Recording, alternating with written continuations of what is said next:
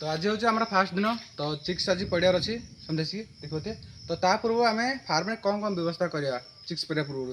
तो देखते आम बोर्डिंग बाड़े दीचु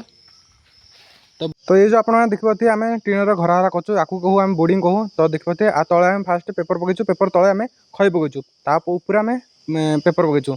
तो आज आम कुकुड़ा आसवे तो देखते चारिटी आम बल्ब लगे दीचु आम मु गोटे घर 4टा लगे बल्ब लगे आउ जो बड़ घर आम 5टा लगे बल्ब लगे तो आपण मैंने चाहिए भी 6टा भी बल्ब लगे पारे से किसी प्रॉब्लम नहीं किंतु ए खरा दिन तो आम कम बल्ब लगे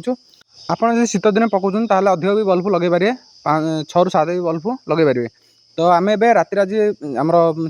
चिक्स आसवे तो तापर आम कौन करवा पानी देवा तो आम कौन कौन पानी कौन मिसई देवा तो आमर अच्छी तो मो पारे भी इलेक्ट्रोलाइट पाउडर अच्छी ग्लूकोज अच्छी आप देखिए स्टेज डोज अच्छी तो मोर ये इलेक्ट्रोलाइट पाउडर गोटे खंडिया अच्छी गोटे देखिए मुझे घाटी गोलिकी दे दूसरी कुकुड़ा आसार आम घंटे पूर्व मुझे दे दूसरे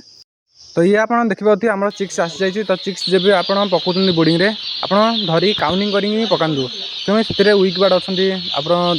डेथ भी हो से बार्ड भी थे जो भी आप डेथ अच्छी आ वीक बार्ड अच्छी से अलग काटिदेव आउ सदा काउंटिंग करी आप बोर्डिंग भर छाड़े घर भितर कमें आप काउंटिंग धरा पड़ जाए आप गोटे गोटे घर भितर केते आप चिक्स रही आप जापर ठीक है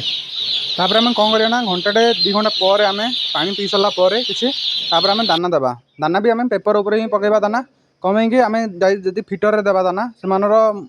आमर जो बेक पाइबनी भितर को दाना खावा से आम तले पकेबा किस समय पर आम फिटर लगेगा